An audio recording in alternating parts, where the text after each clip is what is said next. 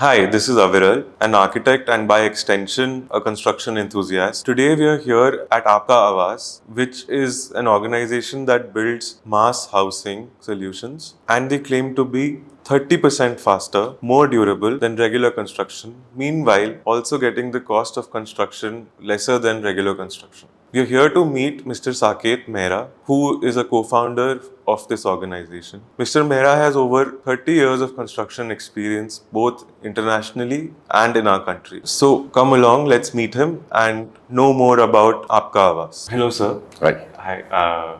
So today I'm here to talk a little bit about this piece of technology that you're championing. I believe it's called IHS1. Yes. And you run this organization called as Aapka Awas, which is helping people build or have access to better homes across India. So I had a few questions related to this technology from you. Okay. So first of all, I would like to know what was your inspiration behind IHS1? How did your professional and personal journey sort of lead you to trust in this technology or to go ahead with it? You see, I have been connected with the civil industry since long, and I have done many projects in the NCR region.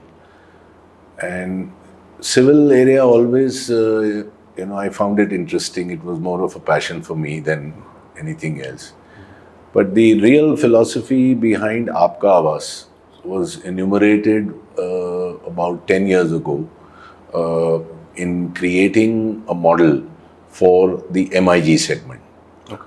And this business model basically was enumerated with primarily an idea of creating a social impact and also, of course, naturally to go up the commercial ladder and make it successful. So the first thing was identification of a technology. So we identified the RC plank system to be a very suitable system for India, and in which I came in touch with Mr. P.K. Adlakha. He's a senior architect and who's also a dean for this industry and he has executed many projects in the RC plank systems. So then we came up with the walling system. The challenge was to come up with the walling system. So we came up with the walling system which is based on interlocking blocks. So it interlocks on both vertical and horizontal axis, and which creates a stable walling system. And the best part that we were able to do was that we were able to create column structure which are today casted at site separately at a much higher cost. So we were able to embed this within the walling system. So which was a boon for this whole segment, and we were able to connect the roofing and the walling system. Hence, of course, we have been doing this for last almost 25, 30 years. But this came to the government's recognition also, and we got the government registration in January 2020. Yeah. On to my next question. So in the Indian context, especially for tier 2 and tier 3 cities, how would you tackle the situation of being cost effective while remaining true to standards of quality and strength? So how do you manage that bridge of being cost effective yet not compromising on quality? Does being cost effective have a negative connotation to it? You see, the general term being used in the Indian market, which many segments, including the governments, they use a terminology which is called low cost. Low cost is something, which creates doubt in people's mind, because you see, by and large, people are not very conversant about the civil areas. Correct. They know how to build a house, but what goes behind it technically, they're not really aware of it. So when the moment you say low cost, it creates a negative impression in their mind that this is low quality. So what we have done is we have termed it as low income housing. Okay. So we've replaced the word low cost with low income housing. And the primary objective of this is to not only bring down the cost, but also increase the durability of the structure, thus creating a life cycle better costing for the homeowners. So what we have done is we have concentrated in creating durability in our products. Today, our products are more durable uh, by any in situ construction, which is generally being used by the masses. Because most of those things are dependent on the contractor. What the contractor gives them, they have to accept it as a default. They have very little choice left after the blending is over at site, that they are able to make a choice as far as the superstructure is concerned. Correct. So low cost housing being equated to bad quality houses is a systemic issue which we are trying to solve, right? Yes. Okay, so what was your journey like while leading up to Aapka Awas? And how did you make that change towards MIG and mass housing? You see, the area of civil construction was always my passion. And, I worked internationally also. And I have also worked and delivered almost 40 sites in the NCR region, building high income group housing. Now, while doing those houses, I came across the opportunity which is today Aapka Awas. But in the high income group housing, I saw that the acceptability and challenges were all related to finishes. There was nothing on the superstructure. Yeah. So what came to my mind was to now concentrate on the superstructure element first and then go on with the finishes. So that enticed me to get into the MIG segment, which is largely ignored or is being handled locally by local developers.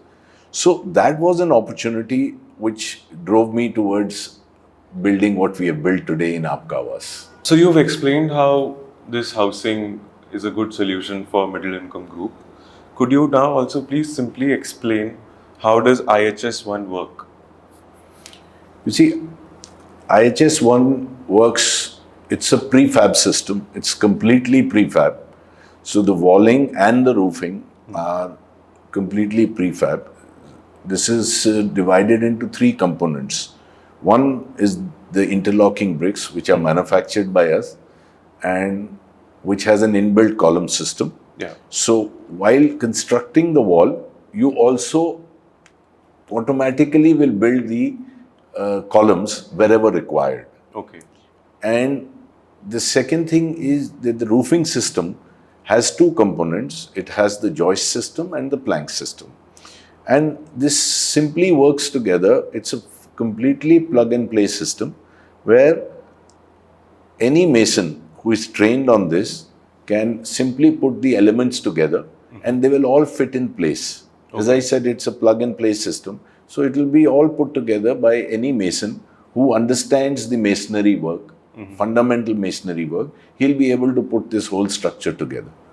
So, and could you explain how joists and plank work? Like how does a factory-made roof travel to site, or is it the entire roof that you make in one go? No, as I said, these are basically divided into three components. It's the walling, which is primarily governed by the interlocking bricks. And then the roofing system is manufactured in the factory in small panels, and the joist and the planks both are transported to the site. The joist could be anywhere up to about 4.5 meters, and the planks, we have three different sizes, which all three are approved. One is 1 meter, 1.2 meters, and 1.5 meters. Okay, so a joist in common language will act as a beam. It'll act as a beam. And planks will form the floor slab. The floor slab. Okay. And this floor slab comes in smaller pieces. Smaller pieces which has to be put together at site. So why is it in smaller pieces? Like, why not one big unit? You see, because in India the prefab industry has failed primarily because of these reasons, because of challenges of logistics, cost of transportation, and so it made this industry unviable. So we've kept these elements smaller so that they can easily be transported. And from the manufacturing site, it can go easily up to transport up to 100 kilometers, which is well within the parameters of any transportation cost. So having smaller elements gives you the edge over in situ construction in maintaining the cost effectiveness. Correct, sir.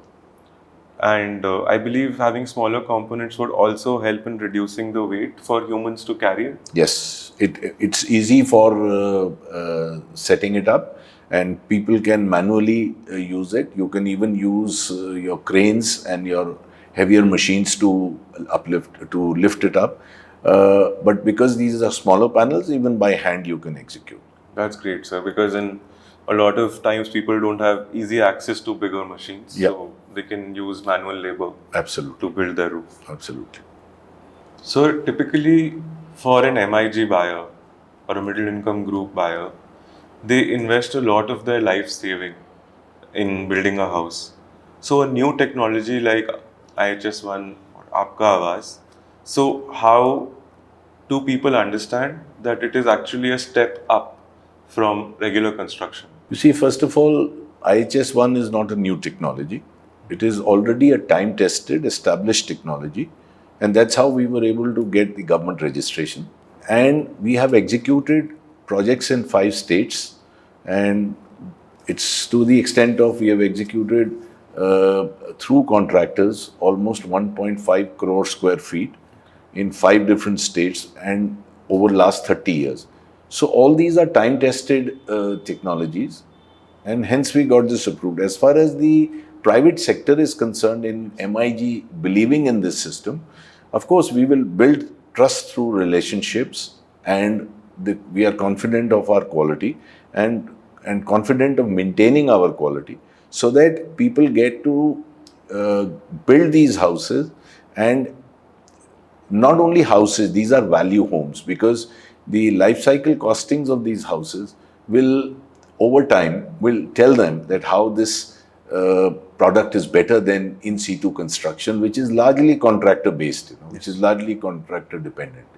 So you often mentioned that IHS1 is like a Lego system. So how important is it for masons and contractors to easily adapt to a new technology? Yes, there is no doubt that it is based on the Lego system, and it's a completely plug and play system. For contractors and for masons to adopt this technology, we have created a training manual, which is only a 7-day course for them to get trained on this technology, so that they do not make no mistakes. Though the chances of making mistakes in this technology is very less, because everything has been predetermined and very little choice has been given to them while creating this structure. So the structure, once you start building it, you only have to take care of certain finer points to ensure that the structure is coming up straight. So the masons will not find it difficult. In fact, they will find it easier to execute this project, less polluting, and time-wise it will probably be twice faster than the normal construction. So oftentimes we see that prefabricated construction is associated with rigid design. When someone is building their house, they often want a more personalized, flexible design which they can call their own and they be proud of them. Does IHS1 allow for that flexibility and different finishes? Oh yes, IHS, the very name IHS is being named, it's called the Integrated Hybrid System.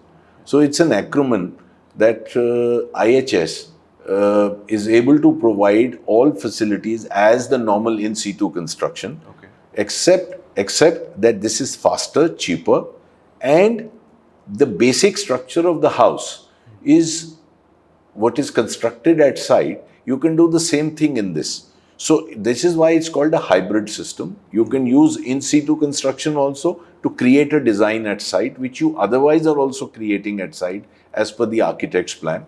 And going beyond this, you see, we have also now utilized the AI systems to develop the designs for our IHS1, which will, and in times to come, we will give the choice to directly to the homeowners, and they may not need to go to the architect for creating a design, because we will be providing all that from our end at no extra cost.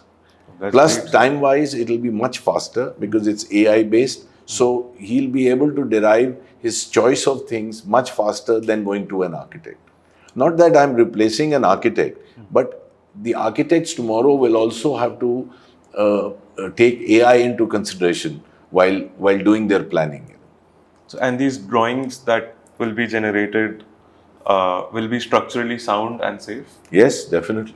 It will be structurally sound and it will be certified by architects, and this is how it will move forward.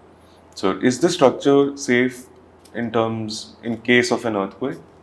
Yes, we have already complied with it, and we have built structures in Vapi and Anjar in Gujarat, which is the area of Bhuj. Yes. And those constructions were completed almost 10 years back, and it has withstood this tend of time. And those structures have been planned with seismic zone 5. Oh, so it has withstood the test of time. Sir, in terms of global challenges of sustainability, Aapka Awas plays a role in making houses and construction more sustainable. But how does it matter to an average family that their house should be sustainable, and how is this technology sustainable? You see, how it will be perceived by an individual house owner depends largely on how he feels about the environment. Yeah. Though the governments are pushing hard to meet the SDG norms of the United Nations, but it's for an individual to realize. But we have already gone beyond that by replacing wherever possible, replacing cement and steel, and in our construction. And we have replaced cement with lime, which is a natural binding material.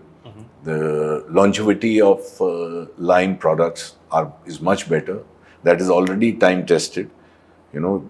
Structures over 400, 500 years old are still existing because they've been built on lime. And we are committed to maintain our quality.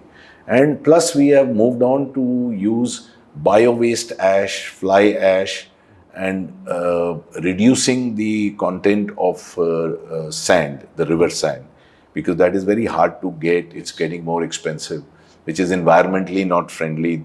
So we are using different material which are sustainable and circulatory in nature, so that we are able to offer the product. But our products are not becoming inferior. In fact, we are not compromising on quality. There is a new possibility that we will be allowed to use fiberglass composite material instead of steel. So we will be starting to testing those roofing systems also shortly, so that once those get approved, we will get the certifications for it. So it will build confidence with the people to start using those materials which are more environmentally friendly and non-corrosive in nature. So you don't need to fire these bricks? No, you don't need to fire these bricks at all. Okay. And in fact, you don't, once you do the walling system at site, you don't need no curing. You can do away with the plaster if you are happy with the aesthetics of our walling system. Externally, we have seen people don't use plaster in our walling system, but internally, by a matter of choice, if they want to use, they are happy to use that.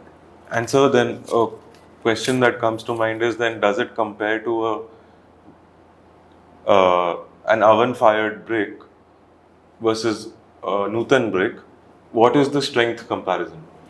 Well, you see the clean-fired bricks.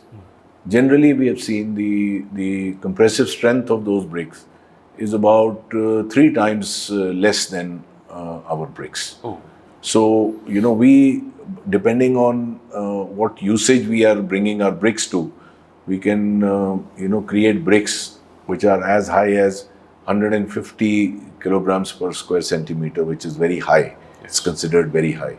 So, which is 15 MPa. So that actually, makes the structure very strong. all right.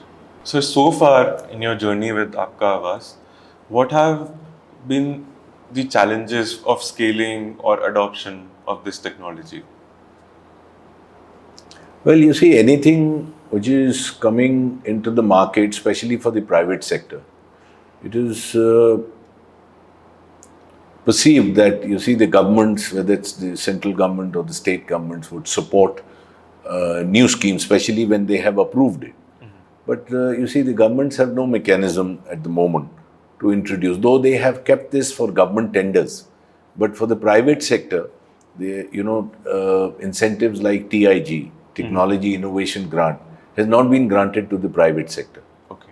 And it is only in the government tenders that 100 rupees per square feet TIG has been granted.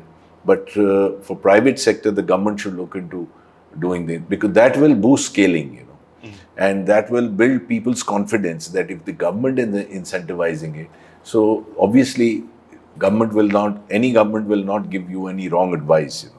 So if they are incentivizing this system, or any system for that matter, which is approved by the Government of India, they should create a mechanism for the adoption of these technologies.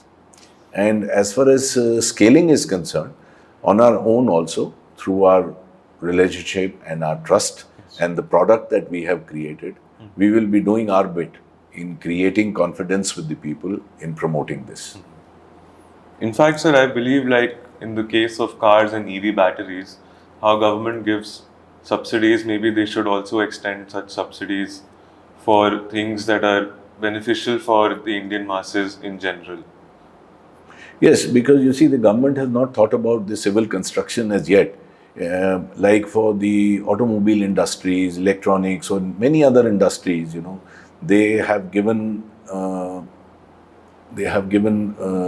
production-linked PLIs, PLIs. production-linked incentives. So similar incentives should be given for this, because this precast industry or prefab industry is an industry which is emerging in India. In countries like China and whole of Europe and US, you see, they rely heavily on the precasting system, because that is more reliable. And unless the governments do not think on these lines, these industries will always be moving at a tortoise speed. Correct. So for scaling and adoption, the government has to think about doing the PLIs, and even in the startup space, you see the startup, most of the technology-based startups are based on the digital system. But what about the conventional system clubbed with the digital system? Yes. So civil areas should, and I believe we are one of those very few startups who have created this in India in terms of civil structures. All right. So my final question is around, how do you see this technology or the future of mass housing in India in the next 10 years? And how do you see families adopting to these new technologies and the impact that these kind of helpful initiatives can have on our country and on people in general? Well, you see, in the next few years, maybe 5 years, and let's beyond 10 years, I can't say about 10 years, but yes, definitely in the next 5 years, we will be introducing this system in Rajasthan, and to see the people's acceptability and adoption of this, we are confident that it will bring in adoption. And once adoption comes in, and people understand as to what this is all about, and we have already, proved and time tested these structures in the past, that will definitely leverage us to scale in the next 10 years. And I expect that if this goes all well, we should be expanding to other states in northern India, in creating more and more factories.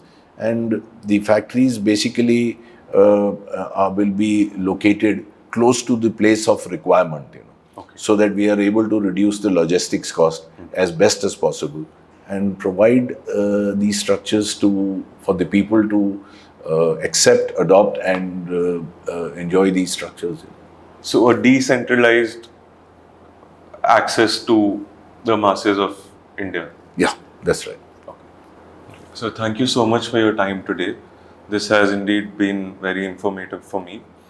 If me personally and our viewers have some questions, is it fine that we approach you next time and we can take up those questions? Sure, I'll be very happy to provide you with all the answers, and be rest assured that we are always developing and improving our systems and our ability to make our structures even stronger and more durable. So anytime you're most welcome to reach me out. So there's no problem. Thank you, sir. Thank you. Thank you.